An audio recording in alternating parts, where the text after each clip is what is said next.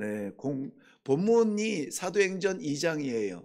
사도행전 2장 1절부터 13절 말씀입니다. 성경책 가져오셨어요? 네네. 저기에도 뜨기는 합니다만은 2장 1절부터 13절 본문이 좀 긴데요. 이 모양이 무슨 드라마를 보는 것처럼 이렇게 그려지는 내용이에요. 그래서 우리가 읽을 때 이것을 같이 좀 그리면서 읽으면 좋겠습니다. 시작. 오순절 날이 이미 이름에 그들이 다 같이 한 곳에 모였더니 호련히 하늘로부터 급하고 강한 바람 같은 소리가 있어 그들이 앉은 온 집에 가득하며 마치 불의 혀처럼 갈라지는 것들이 그들에게 보여 각 사람 위에 하나씩 임하여 있더니 그들이 다 성령의 충만함을 받고 성령이 말하게 하심을 따라 다른 언어들로 말하기를 시작하니라.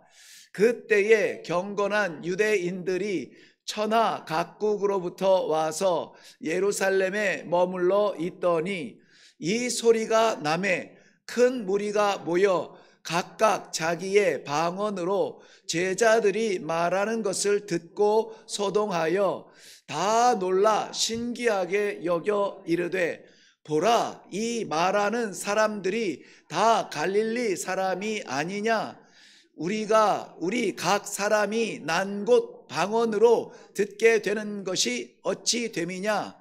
우리는 바데인과 메데인과 엘람인과 또 메소포타미아, 유대와 갑바도기아, 본도와 아시아, 부르기아와 밤빌리아, 애굽과 및 구레네에 가까운 리비아 여러 지방에 사는 사람들과 로마로부터 온 나그네 곧 유대인과 유대교에 들어온 사람들과 그레데인과 아라비아인들이라.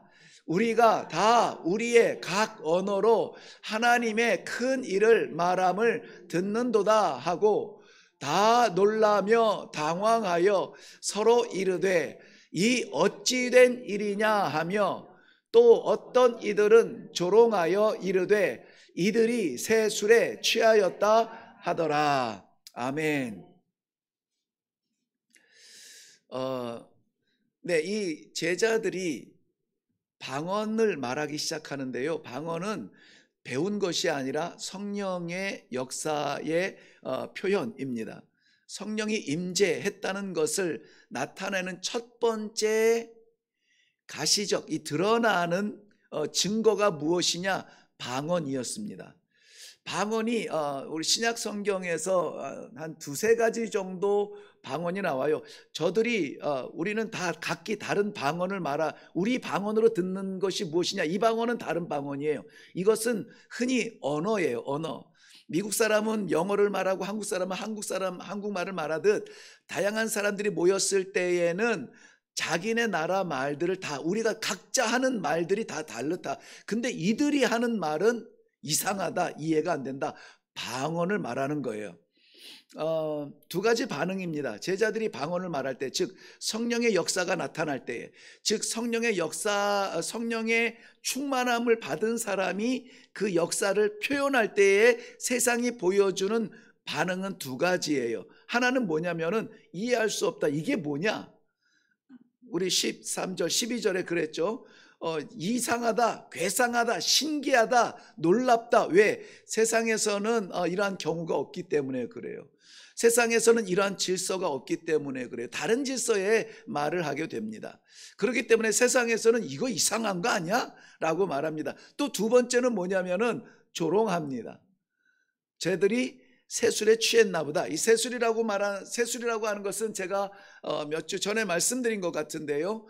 이러한 축제 때에 저들이 가족끼리 모이고 하면은 이 포도주를 음료처럼 마시지만 이 포도주를 과하게 마시면은 이것이 저장시키고 발효된 것이라서 취할 수가 있단 말이죠. 그래서 나중에는 내가 포도주를 음식과 같이 먹지만은 그러나 나중에는 포도주가 나를 마시게 되는 거죠. 그러면 취하게 되죠.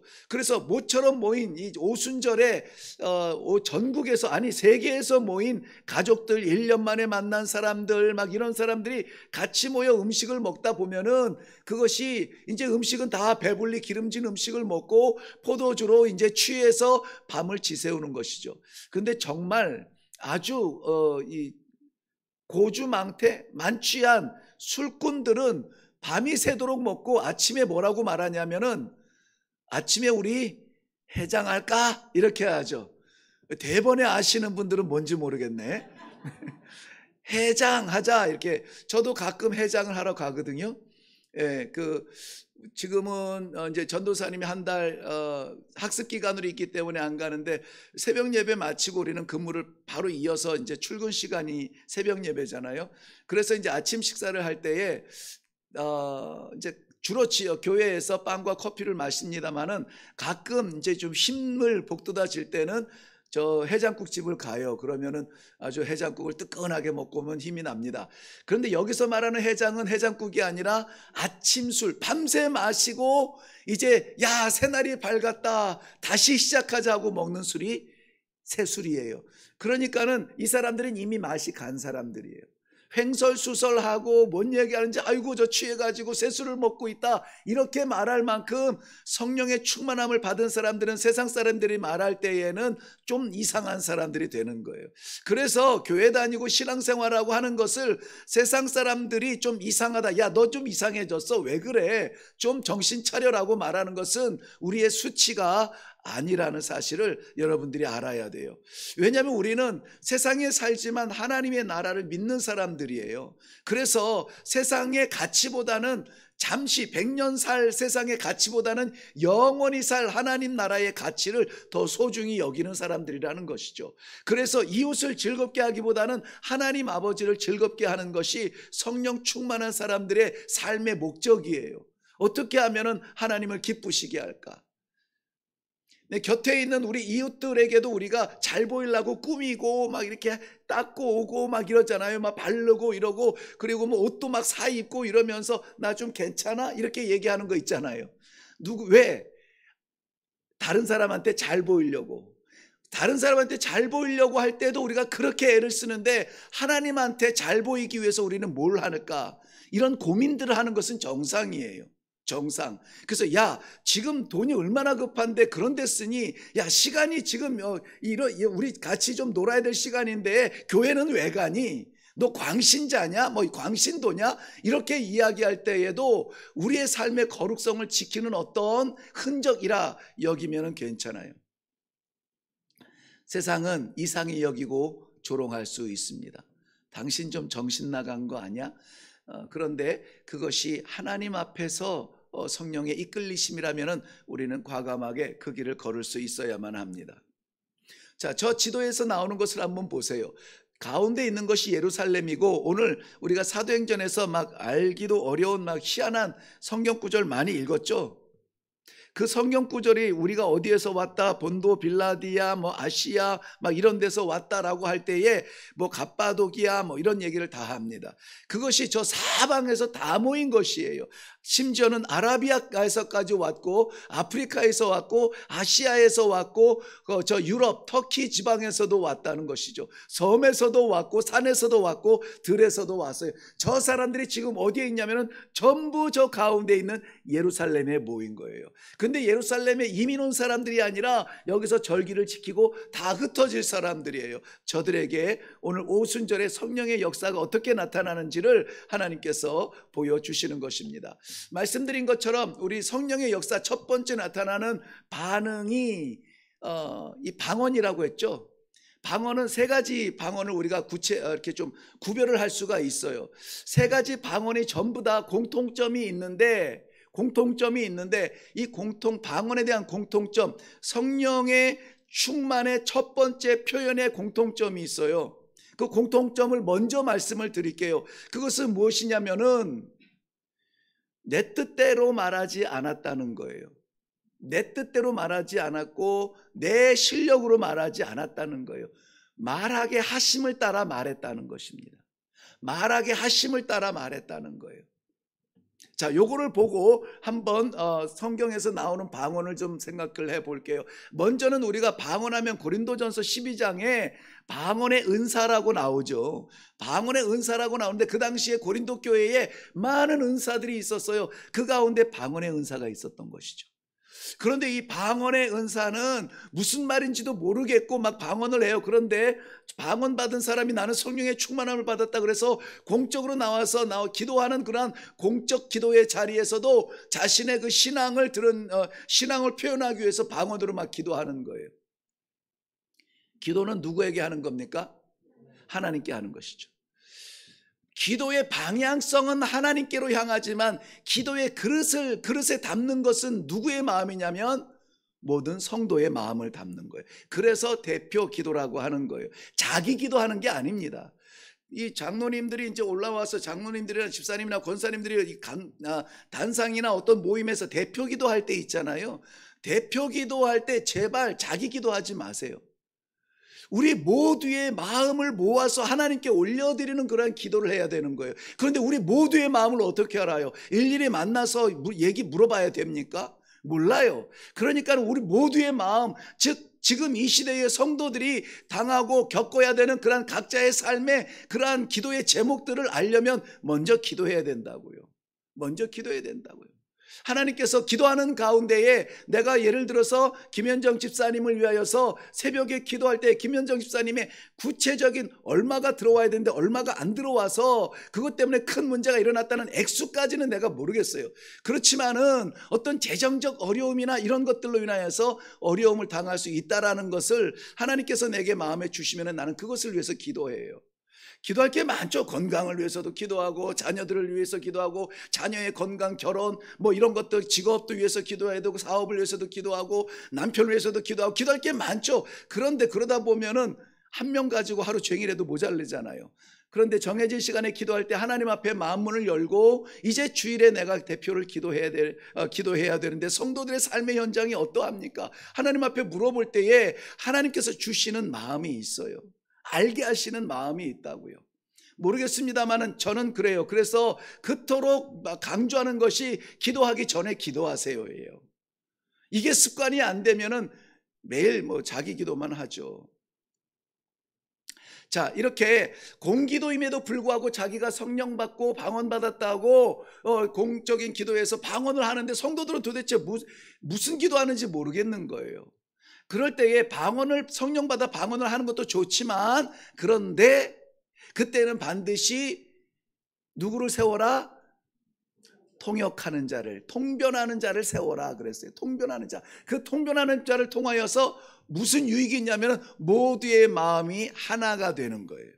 모두의 마음이 하나가 되어서 하나님 앞에 올려드리는 기도가 될 수 있다는 것이에요. 자, 이처럼 방언의 은사, 즉 아무도 못 알아듣는데 나만 이야기하는 그런 방언의 은사가 있어요. 이것을 개인적으로 기도할 때는 괜찮아요. 문제가 전혀 없습니다. 그런 이 방언의 은사를 받고 기도하는 사람들의 특징은 일단 내가 하고 싶은 말이면 바닥나요. 내 사정을 이야기하면 바닥이 나요. 그런데 방언의 은사를 받고 기도하시는 분들은 시간이 언제 그렇게 지나갔는지 몰라요. 그냥 아버지 한마디 한 것 같은데 서너 시간이 지나가고 내 바닥은 눈물바닥이 되는 거예요. 눈물은 회개의 눈물도 될 수 있지만 감격과 감사의 축복의 눈물도 될 수가 있는 거예요. 즉 내가 아닌 존재로 하나님과 대화하는 시간이 되는 것이죠. 그런데 그것이 개인적이 아니라 공적일 때는 통변하는 자를 세우라. 그래서 덕을 세우라는 것이죠. 그리고 또 전도적, 이 사역적인 오늘 나타나는 사도행전 2장에 나타나는 방언인데요. 이 방언은 제자들이 자기가 배운 적이 없어요. 자기가 아는 언어가 아닙니다. 즉 말하게 하심을 따라서 말을 해요. 그런데 이제는 사람들이 못 알아듣는 것이 아니라 사람들이 다 알아듣겠는 거예요. 이것은 구체적인 지구촌의 언어라고 말할 수가 있습니다. 방언이 따따붙다만 있는 것이 아니라 정말 이해할 수 없는 희귀한 언어만 있는 것이 아니라 성령이 하시는 언어 가운데에서는 주시는 방언 가운데에서는 지구촌에 통용되는 방언을 받는 경우도 참 많이 있습니다. 지난번에 몇 주 전에 우리 누구죠? 미국에서 온 목사님 한번 설교했었죠. 네네. 박익준 목사님이신데, 제가 신학교 때, 학부 때 그 전도사님네 집에 이제 같이 가서 뭐 이런 교제하던 시간이 있었는데요. 그때 그런 얘기를 하더라고. 나는 우리 누나가 엄청 부럽다. 그래서 왜 그랬더니 우리 누나는 영어 방언을 받았대. 그래서 나도 부럽죠. 왜 나는 외국어 과하면서 영어는 지지리 못하고 막 중국어는 포기하고 막 이런 상태였는데 영어 방언을 그럴 수가 있어? 그랬더니 정말 그 영어 방언을 받았다는 거예요. 그래서 야, 그럴 수가 있구나. 그래서 선교사님들이 초기에 가장 많이 기도하는 게 방언의 은사예요. 내게 이 방언의 은사를 주세요라고 기도 많이 하는데 대체로 안 주십니다. 예, 노력해서 땀 흘려서 아이처럼 겸손하게 배워가라고 그렇게 하는데요. 여기에서 오늘 사도행전 2장에서 나오는 방언은 이들이 알지 못하는 말을 했지만은 듣는 사람들은 다 알아듣는 방언이었어요. 그리고 하나님과 은밀한 교제 가운데 나누는 방언, 사람들의 귀에 들리지 않아도 되는 하나님과의 교제에 그러한 방언이 있습니다. 자, 오늘 우리는 성령 충만에 대해서 좀 나누게 되는데요. 네, 성령 충만 박스 안의 내용입니다. 오순절은 유대인의 중요한 축제일 가운데 하나이다. 오순절은 6월절 다음 날부터 계산하여 50일째 되는 날로 구약 성경에 맥추절, 77절이라고 또 했다. 네, 오순절은 6월절 다음 날부터 계산하여 50일째 되는 날, 이렇게 해도 되고, 오순절 다음 날이 무교절 첫날인데 무교절 첫날 초실절로 드리는데 성경에서는 초실절이라는 용어를 씁니다. 초실절로 드리라 명령을 했고, 초실절을 드리고 계산해서 7주째, 즉 77이 49일 지난 다음 날 드리는 것이 오순절이에요. 유대인들은 이날 처음 익은 첫 열매를 하나님께 바치고 주님의 언약을 새롭게 했다. 이 성경 구절은 우리 구역장님들이 좀 먼저 살펴보면 좋습니다. 초실절이라는 말은 히브리어로 비쿠림이라는 말인데요. 장자, 즉 처다들의 이름이 처다들이 뭐냐면은 비코르입니다. 그래서 초실절은 사실은 이 비코르 첫 것이라는 것에서 온 용어예요. 처음 것은 하나님의 것으로 구별하여 드리는 것인데 첫째 것만 하나님의 것이냐? 아니라는 거죠. 이 첫째 것이 생명이면 이 생명의 모든 이후의 것들이 다 하나님의 것입니다라는 마음으로 비코르 장자 첫 것이라는 데서 온 초실절 비쿠림을 드리게 되는 것입니다. 자, 오순절과 맥추절 77절에 빨간색 일자가 써 있죠. 네, 주목해서 보시고요. 그 다음에 예수님께서 약속하신 성령을 기다리며 마가의 다락방에 모여 기도하던 120 문도들에게 성령이 임한 사건도 오순절날 이르렀습니다. 이거는 두 번째 오순절 설명할 거예요. 따라서 오순절은 그리스도의 사역의 성취이며 제 목소리가 너무 큰가요? 조금 낮춰도 되겠어요? 조금 낮출까요? 네. 따라서 오순절은 그리스도의 사역의 성취이며 그리스도의 부활을 증거하기 위하여 성령의 오심이다. 네. 그래서 그리스도와 연결된 성령의 오심은 부활을 증거하기 위한 도구, 방편, 어떤 능력이 되는 것인데요. 그렇다면 세 번째, 어떻게 지금은 우리의 지금 시대죠. 오순절의 성령을 체험하고 교회에 충성하여 기쁨으로 봉사하는 믿음을 가질 수 있을까 생각하여 보자. 오늘 공과의 목적이에요. 그러니까 여기에 오순절이 세 가지 종류의 오순절이나 한 오순절인데 세 가지 설명이죠. 하나는 본래 오순절을 정했던 구약에서의 오순절의 의미, 그 다음에 그 오순절의 영적 의미, 예수 그리스도께서 약속하시고 오늘 사도행전 2장에 나타난 오순절 성령의 의미죠. 그 다음에 세 번째, 그러면은 오늘 우리 성도들은 어떤 성령의 충만함을 받을 수 있을까? 그리고 교회 생활, 신앙 생활을 어떻게 할 수 있을까를 연결해서 이해할 수 있는 대목입니다. 이게 잘 보일지는 모르겠습니다만은 첫 번째, 두 번째, 세 번째. 첫 번째는 구약의 즉 출애굽기에서 이스라엘 백성들에게 명령하셨던 그 오순절의 절기를 설명하고 있고요. 그다음 두 번째는 예수님과 관련된 오순절 성령의 역사고요. 세 번째는 교회 시대예요. 자, 저기 보면은 첫 번째 보세요. 유월절 되어 있죠. 유월절은 니산월 14일, 니산월이라고 하는 것은 그 당시에 쓰던 그러한 애굽의 달력이 아니라 하나님께서 정하신 그러한 달력 첫째 달이 니산월인데 그 니산월의 14일이 유월절이에요. 유월절. 유월절이 어떤 절기냐면은 여러분 아시죠? 이스라엘 백성들 10가지 재앙을 통해서 하나님이 애굽에서 건져내실 때 마지막 10번째 재앙이 장자, 아까도 나왔죠. 그 장자의 죽음, 첫 생명의 죽음인데 이 첫 생명의 죽음을 면하기 위해서는 어린 양을 잡아 피를 문설주에 바르면 죽음의 사자가 그 피를 표시, 사인으로 하여서 이 집은 순종하여 피를 발랐구나 하고 그 집을 넘어가 그 안에 있는 첫째 것, 장자와 짐승의 첫째 것들이 다 살게 되어 있는 것이죠. 그 집안에 있던 사람들은 그 삶이 어땠는지, 몸무게가 어떤지, 몇 살인지 뭐 이런 것들이 전혀 상관이 없어요. 그 밖에 있는 표시만 보고 넘어갔으니까 그날이 유월절이에요. 유월절 지나서 다음 날 야 너네들 나가 그래서 바로 왕이 쫓아냈죠. 바로 왕이 나가게 했는데 나가자마자 무엇을 만납니까? 홍해바다를 만나죠. 나가자마자 홍해바다를 만나고 저 이제 세 줄기가 홍해바다인데요. 홍해바다를 건널 때에 이스라엘 백성들은 홍해바다를 어떻게 건넜습니까? 마른 땅으로 건너갔죠. 네, 이 마른 땅으로 건너갔다는 것에 감격이 있습니까? 그냥 홍해 바다를 걷는 것 정도 나는 그거는 뭐 하나님 당연히 하시는데 마른 땅으로 건넜다는 그 친절하심이 너무나 감격스러워요. 어쨌든 이스라엘 백성들은 홍해 바다를 건너갔는데 애굽 사람들은 거기에다 죽게 되었죠. 그리고 이 홍해 바다를 건너자마자 저들이 그날 하나님 앞에 제사를 드려요.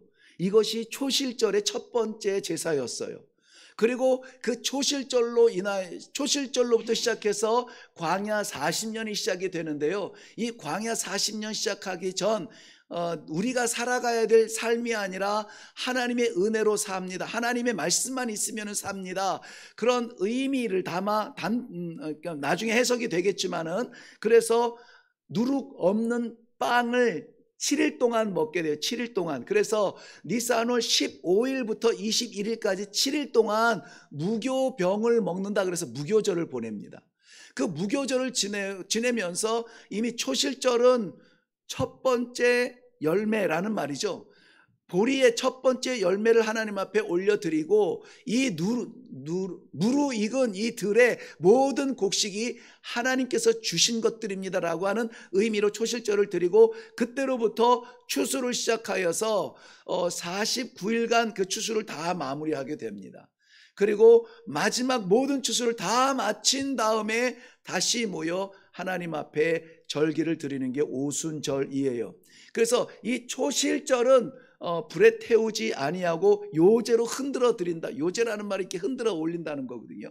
그런데 마지막 오순절에 드리는 마지막 거둔 그 첫 열매를 하나님 앞에 전체 추수의 첫 열매를 하나님 앞에 드릴 때는 소제로 드려요. 태워서 드리는 것입니다. 이것이 구약에 있어서 오순절 의미예요.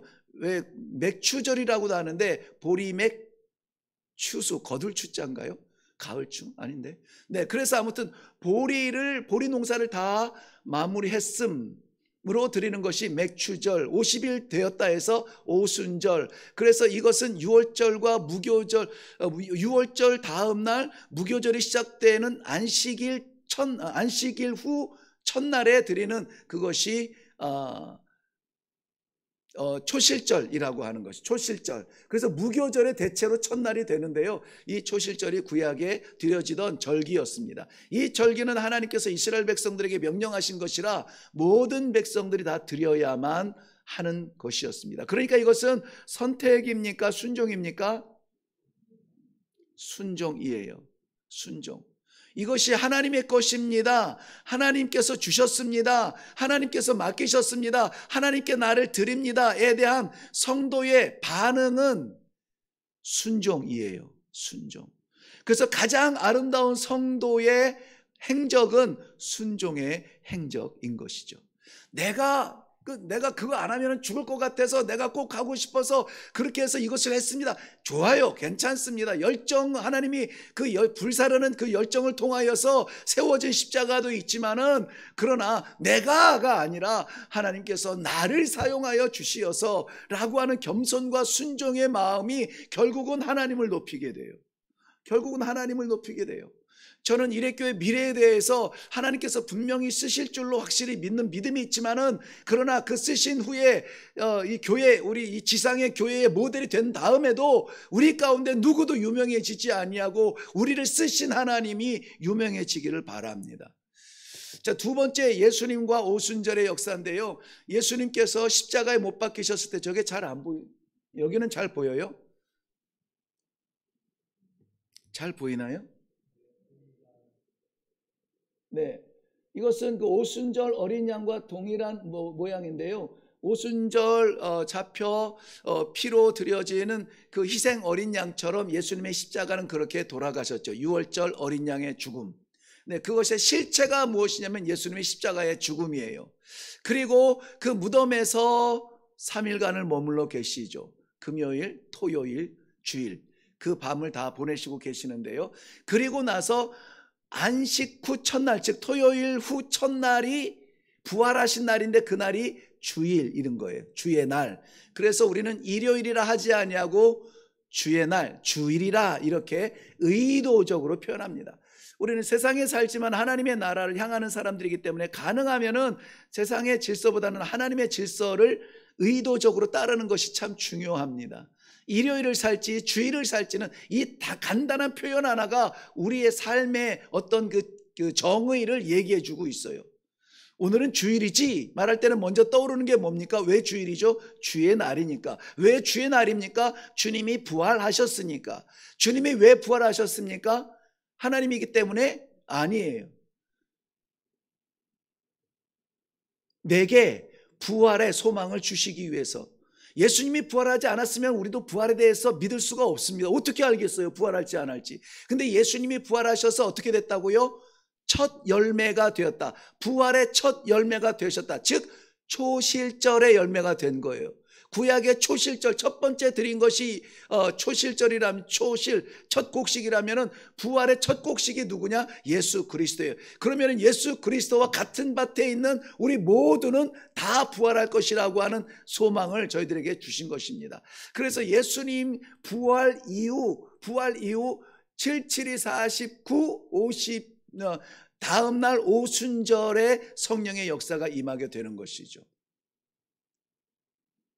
자, 초실절은 오순절에 있어서 중요한 초실절, 무교절 후 첫 안식일 이튿날, 이거 구약, 여전히 그 유대 백성들이 구약적 인식이 있기 때문에 안식일, 즉 토요일 다음 이튿날 드려지는 것이 초실절, 첫 곡식, 첫 열매, 예수 그리스도의 부활이라는 것입니다.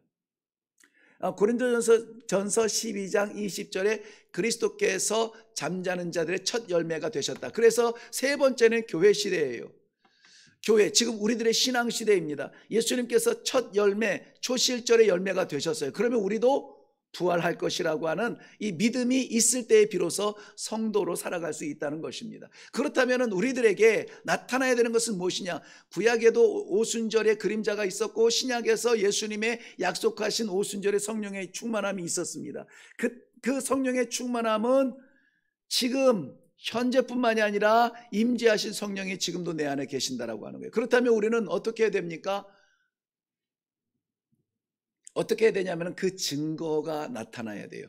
그래서 성도와 교회는 성령의 충만함의 증거가 나타나는 사람, 증거가 나타나는 공동체예요. 교회에서 가장 중요한 이것을 실었는지 모르겠네요. 네, 저게 뭘까요? 네네, 저 좋아하는 저걸 뭐라고 불렀더라? 체리. 예, 체리도 있고, 또 좋아하는 블루베리도 있고, 또 좋아하는 딸기인가요? 네, 저런 게 다 있네요. 자, 저 중에서 중요한 게 뭘까요? 중요한 거?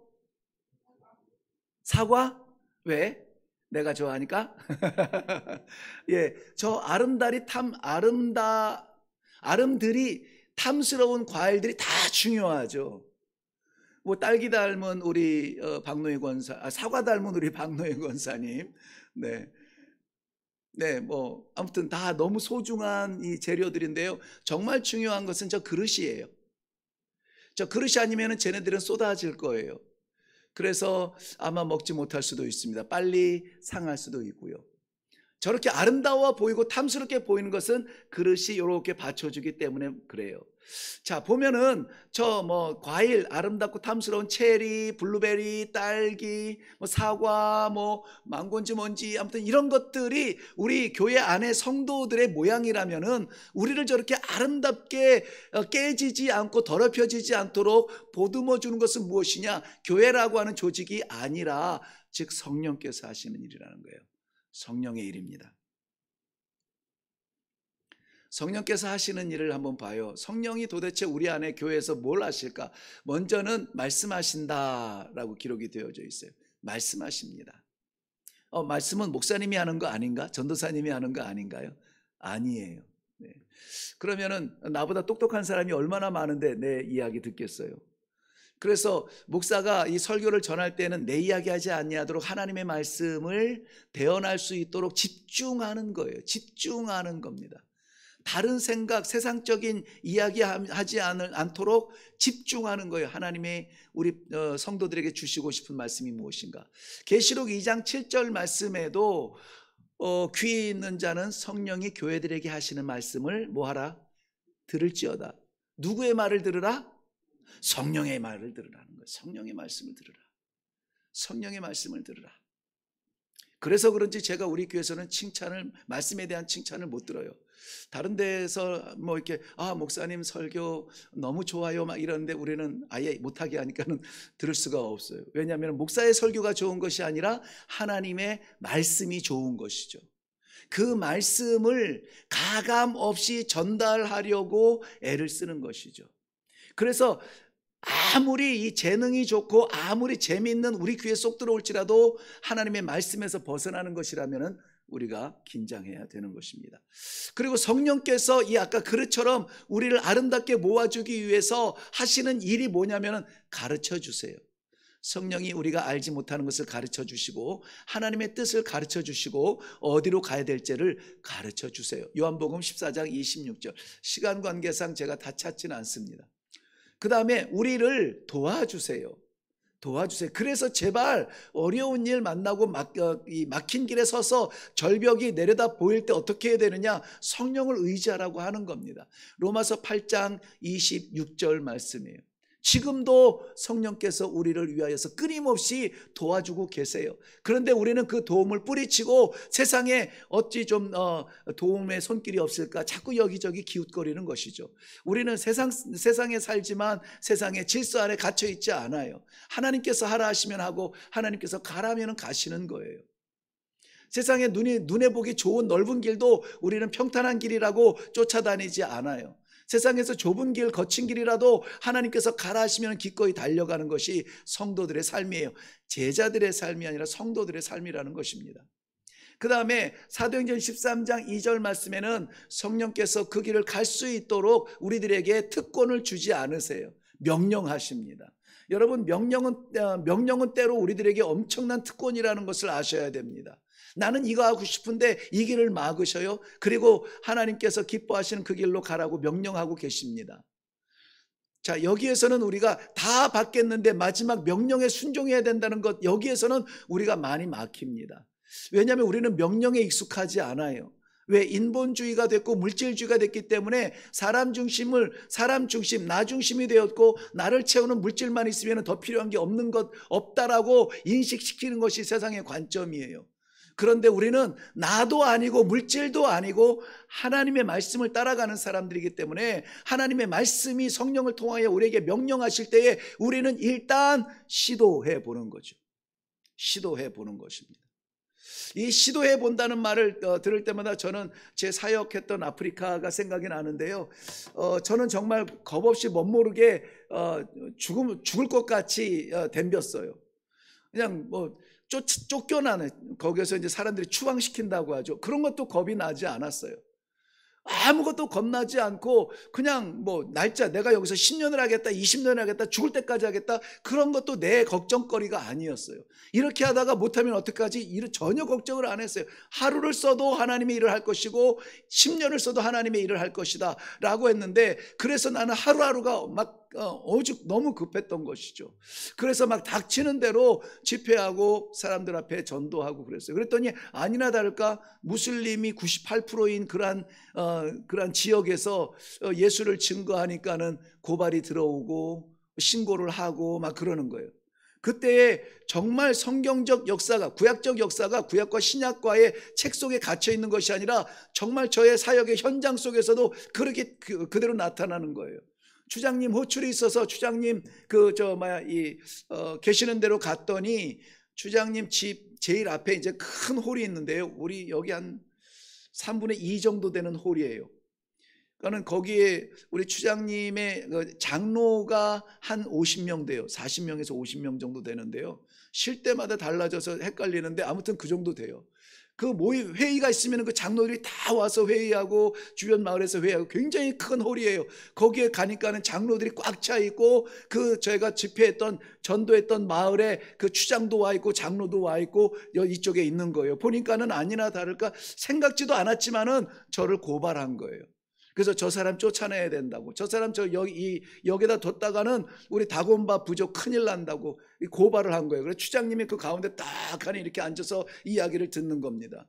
그래서 저에게는 많이 묻지를 않더라고요. 했느냐, 했다고 얘기하고, 언제 갔느냐, 어떻게 했느냐, 그런 것들을 물어요. 그래서 제가 여기 우리 다곤바 형제 질서대로 가서 추장님 뵙기 전에 타말라나 뵙고, 타말라나 통해서 추장님을 뵙고, 우리가 무엇을 하고 싶은지를 여쭤봤고, 추장님이 허락을 하셔서 그것을 위해서 준비하다가 모여있는 분들에게 내가 한마디 해도 되겠냐고 물어보고, 그렇게 해서 이 얘기를 했다. 그것이 전도가 된 거거든요. 그랬더니 또 이제 반대에서는 그런데 그렇다고 해서 그런 얘기를 하면 되느냐 막 그러면서 우리는 알라를 섬기는데 예수를 하나님이라고 하고 막 구세주라고 하고 이러니까는 이 큰일 났다. 이거 저 사람 계속 왔다가는 우리 애들이 이제 착각을 일으키고 우리 다곤바의 정신세계가 무너지고 그러면은 큰일 난다는 거예요. 조상들로 큰일 난다는 거예요. 저는 한 5분 이야기하고 그쪽에서는 한 50분 얘기를 하는 거예요. 막 이 사람 저 사람 막 얘기를 해요. 저 사람이 그랬다고, 저 사람이 그랬. 근데 그 추장님이 다 듣고 나서 한마디 하시는 게 이랬어요. 기다려보자. 저 사람이 나쁜 마음으로 나쁜 걸 우리들에게 이야기했다면 나쁜 일이 반드시 일어난다. 그런데 좋은 마음으로 좋은 말을 우리에게 전했다면 우리 아이들이 잘 자랄 것이다. 그러니까 좋은 일이 있을 것이다. 그런 얘기로 그 막 어수선한 그 막 이 장례가요 갑자기 조용해졌어요. 하나님께서 전도하는 자에게 평화의 사람을 붙여주시자고 하죠. 어떤 마을을 들어갈지라도 그런 사람이 있어요. 없는 마을에는 정말 땀을 흘리고 식은땀을 흘리고 정말 밤을 새서 막 외쳐도 안 돼요, 안 돼. 근데 작정하신 공동체가 있는 마을은 문을 열어주시더라고요. 병자가 낫는다든지 이 귀신 들린 자가 쫓겨난다든지 평화의 사람이 있어서 이 100% 무슬림 마을에서 전도자를 영접을 해요. 오늘 우리 집에 와서 자라고 영접을 한다든지 이런 일들이 일어나요. 안 하면은 몰라요. 자, 그것을 순종하면서 나아가고 그 명령을 따른다는 것은 쉽지 않습니다. 쉽지 않아요.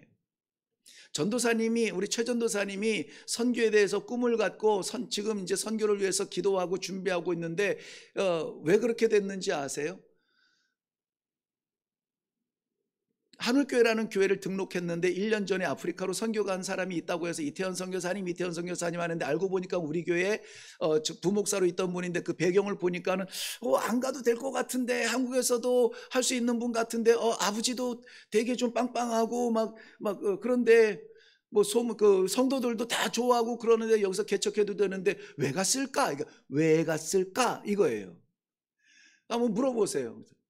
왜 갔을까? 이것이 마음을 떠나지 않더래요. 도대체 왜 갔을까 저 사람이? 그런데 이제 제가 선교지에서 와가지고 선교 보고를 하고 간증을 하고, 그런데도 불구하고 다 아멘 하고 너무나 감격스러운데도 불구하고 이 질문은 하나 잊혀지지가 않는 거예요. 저 사람이 근데 왜 갔을까요? 왜 갔을까? 왜 갔을까? 저도 이해는 안 돼요. 예, 정말 하나님께서 명령하시고 나를 선교사로 부르셨을 때는 아무것도 안 보이고 그 길만 보여요. 그 길만 보여요. 그게 저는 은혜예요. 제 선택이 아니라는 것이 너무나 은혜입니다. 자, 공과는 뭐 우리 다 아시겠지만은 오늘 몇 가지 나누죠. 모이기를 힘썼다 그래요. 모이기를 힘썼다. 오순절이 되매 저들이 다 한 자리에 모였다. 그런데 오순절이 되어서 모인 것은 아니에요. 여러분, 이 공과 가르칠 때 오늘 공과에는 몇 군데 좀 오점이 있는데요. 오순절이 되어서 모인 것은 아니고 이미 오순절 되기 열흘 전부터 예수님께서 승천하실 때에 너희가 흩어진 예루살렘을 떠나지 말고 기도하라, 하나님이 약속하신 것을 기다리라 할 때 저들이 마가의 다락방에서 모여 온전히 기도에 힘썼다. 그것이 열흘이에요. 성도들은 다른 사적 모임을 갖거나 주일 예배를 등한시하는 어리석음을 범하지 말아야 할 것이다. 주일의 예배는 정말 생명처럼 지켜야 됩니다. 타협할 것이 아니에요. 저들이 모여서 온전히 기도할 때에 성령의 충만함이 나타났던 것입니다. 다른 조건은 없습니다. 그런데 모여서 기도했다는 것이죠. 자, 성령 체험한 사람들이 조심할 것이 한 가지가 있대요. 좀 요즘은 뭐 저런 사람 찾기가 어려운데 뭐 성령 받았다면 막 여기저기 막 뭐라 그러지? 능력 집회, 성령 집회, 막 어디 가면 뭘 하고 어디 가면 뭐 하고 막 이런 걸 막 쫓아다니는데요. 거기에서 받는 게 아니에요. 그거 하나님을 무시하는 겁니다. 하나님은 그 자리에서 주시는 것이 아니라 어디에서도 주실 수 있고 언제든지 주실 수 있어요.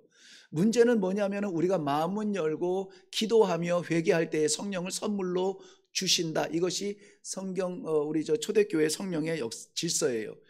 제자들이 열심히 모여 기도할 때 성령에 충만하게 되었고 사람들은 그들의 가르침을 받아 교제하며 봉사하는 일에 힘쓰게 되었다. 다른 어떤 모임보다 교회의 모임에 우리가 힘써야 될 이유입니다. 네, 계시록 성경 구절은 읽으시면은 무슨 뜻인지 알고요. 차갑든지 뜨겁든지 미지근하여 토하고 싶은 그러한 성도가 되지 말라는 거예요. 네.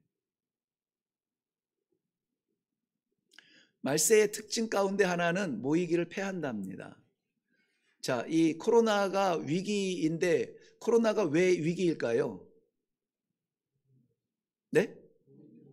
모이지를 못해요. 그 질병 때문에 뭐 몇만 명이 죽고 뭐 이 사람이 힘들고 병들고 사회적인 제약이 생기고 경제가 무너지고 이런 것들 때문에 위기가 아니라 모이지를 못해요. 그런데 모이지를 못할 때에 우리는 그리우면은 간절함이 있죠. 그런데 이 억지로 모이던 사람들은 어떤 생각이 드냐면 이 그리움의 간절함이 아니라 편리함을 찾게 되죠. 이제는 안 가도 이제 뭐라고 안 하겠지. 네, 이렇게 되죠. 핑계가 생겨요. 그래서 이러한 재앙이나 어려움들이 핑계거리가 되지 않도록 우리 마음에 그 열정, 열심, 그러한 모임에 대한 진실한 마음을 보일 필요가 있습니다. 저들이 모여서 한 것은 한 가지죠.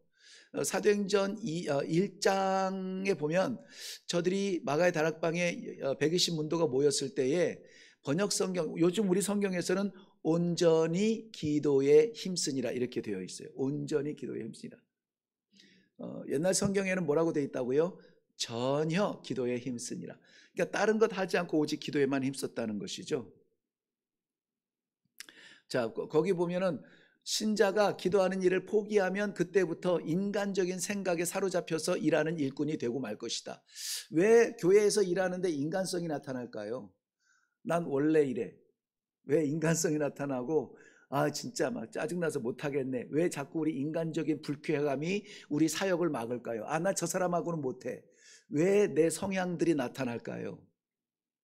나는 힘드니까는 이제 여기까지만 할래. 왜 우리의 결단이 하나님의 일을 결정을 지을까요? 기도하지 않아서예요. 그 모든 것이 기도에서 온 거였구나. 예를 들어서 식당에서도 봉사하는 분들이 봉사하니까 얼른 떠오르게 그러죠. 식당에서 봉사하고 주일날 꽃을 봉사하고 막 이런 봉사들을 많이 하죠. 기도 없이 이런 일을 해보세요. 지칩니다. 왜? 사람들이 안 알아주고 일은 더 쌓여지고 공교롭게도 사람들은 떠나요. 일하던 사람 나 더 이상 못하겠어. 공교롭게도 그릇 수가 더 많아져요. 이런 사소한 시험들 통하여서 우리가 시험에 들게 되어 있습니다. 언제? 힘들 때? 아니. 일이 많을 때? 아니요. 기도하지 않을 때예요. 그래서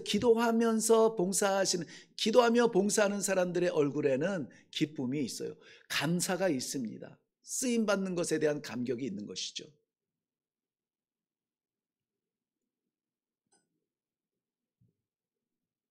네, 우리의 기도 가운데에서도 그래서 내 기도가 내 구함이 아니라 성령의 인도하심이 되기를 바랍니다. 하나님의 나라를 구하는 그러한 기도가 되어야 되겠습니다. 방언의 체험을 가졌다. 요 한 가지만 말씀드리면은 제일 먼저 나타난 방언이기는 했는데요. 그러나 저 가운데 보시면 그러나 방언만이 성령 받은 증거요 살아계신 하나님의 나타나심이라고 고집해서는 안 된다. 안 된다. 저는 방언을 무시하지는 않습니다. 왜냐하면 하나님께서 우리에게 믿음의 확신을 주시기 위해서는 모든 방편을 다 사용하실 수가 있어요. 그렇기 때문에 방언도 일종의 방편이라 이렇게 여겨지는데요. 제가 신학교 다닐 때에 고린도전서 13장 사랑장에 대해서 온전한 것이 올 때는 방언도 패하고 지혜도 지식도 패하고 우리가 지금은 거울로 보는 것 같이 희미하나 그때는 얼굴과 얼굴을 보는 것처럼 완전하리라 이런 말씀이 있을 때 방언도 패한다. 완전한 것은 뭐냐? 성경 66권이다. 저는 그 말씀 그대로 신뢰합니다만은 그런데 예수님의 재림 을 이제 해석하는 사람도 있고 그 둘이서 싸우는 거죠. 그래서 성경이 이미 다 되어서 하나님의 뜻을 100%다 이것을 통해서 성도의 신앙에 대한 가이드가 완전히 다 나타나고 있기 때문에 이것 외에 하나님의 뜻을 더 이상의 방편이 필요 없다. 이렇게 얘기해서 방언도 패했다. 그래서 방언하는 거 하지 마라 이렇게 얘기하는 분도 계시는데요. 우리 교단도 방향성은 그렇지만은 개교회적으로 좀 특색 있게 살리는 부분도 있어요. 근데 저 같은 경우는 우리의 해석에 따라서 하나님의 능력을 제한할 필요는 없다. 이렇게 저는 이해하고 있습니다. 고린도전서 대신에 이거는 있어요. 방언을 말하는 자는 자기의 덕을 세우고 예언하는 방언을 말하는 자는 자기의 덕을 세우고 예언하는 자는 교회의 덕을 세우나니 방언하는 자는 뭘 세우래요? 자기의 덕을 세우래. 덕을. 그런데 옛날에 제가 어렸을 때 경험했을 때 방언 기도하시는 분들은 이렇게 좀 의시되고 방언 못하는 사람들 약간 하수처럼 여기고 기도해 줄게 일로 와봐 해서 막 방언으로 막 이렇게 기도하는 그 부분을 많이 봤는데요. 그 방언의 어떤 그 표현 능력이 아니라 소리가 아니라 자기의 뭐를 세우래요? 덕을 세우래요. 덕은 무엇입니까? 품는 거예요. 품는 거. 젠틀네스예요. 포함하는 거예요. 사도행전 1장 8절 우리에게 성령이 있다면 증인되는 것. 그 다음에 중요한 것이 하나 있죠. 찬양이 넘쳤다는 것입니다. 이것은 47절이라고 되어 있는데, 이것은 성령 받은 사람들이 그 공동체를 만들고 모여서 초대교회의 모습이 저들이 모여 찬양하고 했을 때의 찬양이에요. 그런데 이들은 이미 이 모였을 때에 이미 찬미하고 기도했던 그러한 가운데 있었다는 것을 알 수가 있게 됩니다.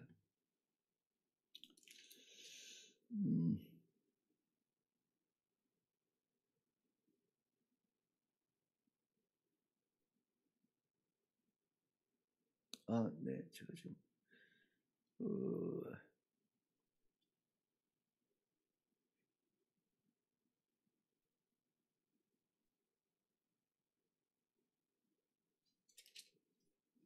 제가 나중에 좀 찾으면 그 찬양이 미리 되어졌다는 것을 알 수가 있고요.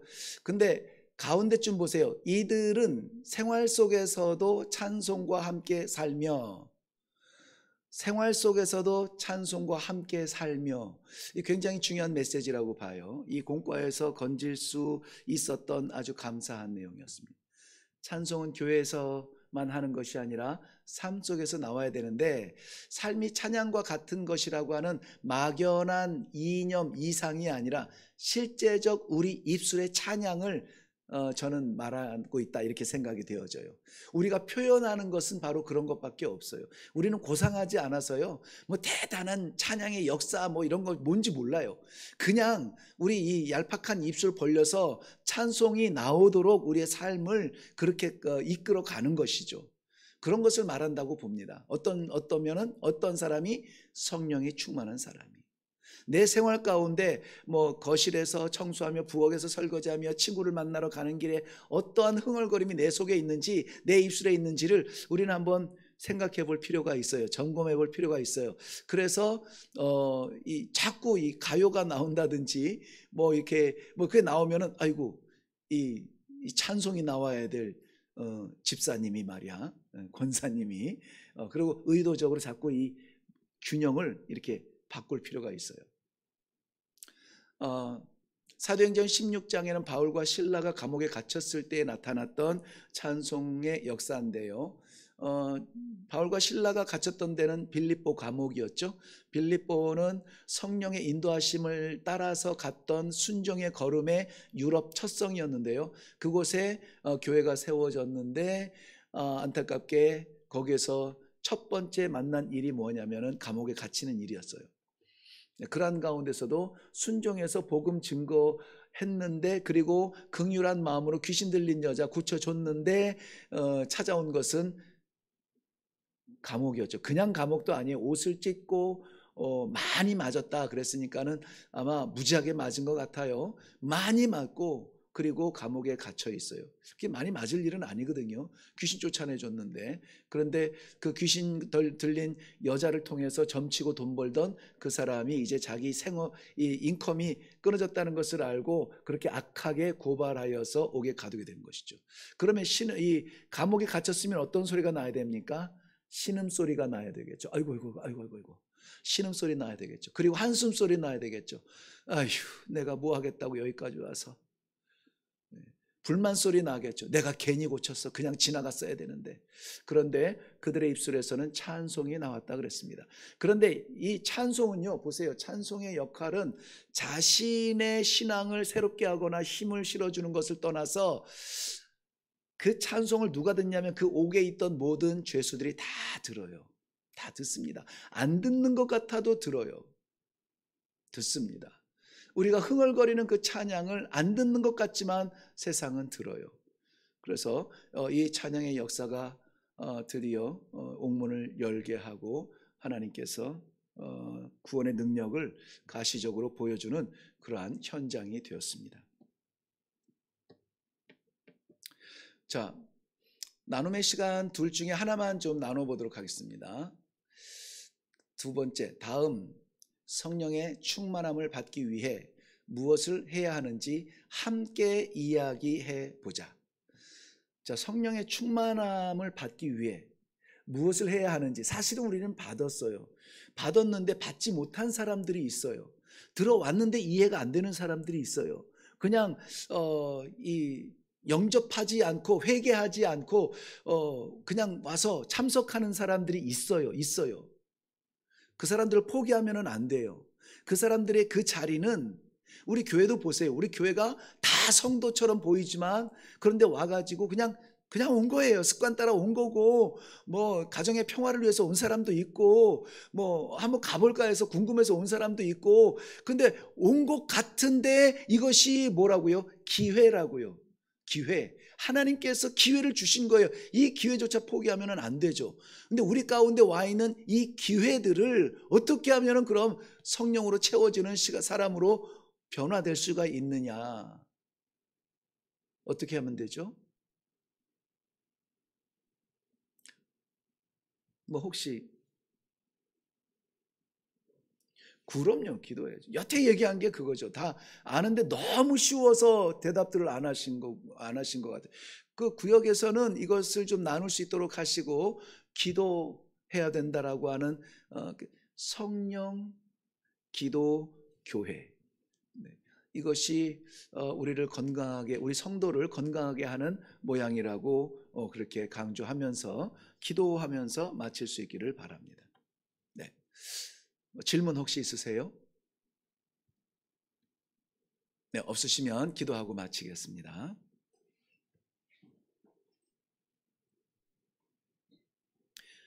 성령의 충만함이 우연이 아니라 하나님께서 이미 보여주셨고 약속해 주셨고 이루어 주신 오순절 성령의 역사, 그리고 오늘 우리가 성도 되어서 주 앞에 충성하는 이 동력이 된다는 것을 알게 하시니 감사합니다.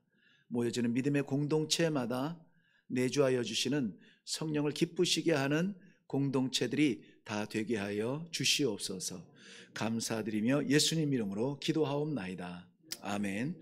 이제는 우리 주 예수 그리스도의 은혜와 살아계신 아버지 하나님의 놀라우신 사랑하심과 성령님의 감화, 감동, 인도, 교통케 하시는 역사가 오늘도 내 의지대로 사는 삶, 사람들의 모임 아니라 성령께서 역사하여 주시고 통치하여 주시고 충만하셔서 나를, 우리의 공동체를 하나님의 성도 되도록 인도하여 주심을 감사합니다. 깨지지 않고 더욱 힘써서 주의 놀라우신 일을 감당하는 공동체가 되겠습니다. 마음속에 다짐하고 내려가는 신실한 주의 백성들과 저희들을 통하여서 모이게 되는 모든 구역들과 일회교회와 이 땅의 모든 선교지 위에 이제로부터 영원토록 항상 함께 있을지어다. 아멘. 아멘.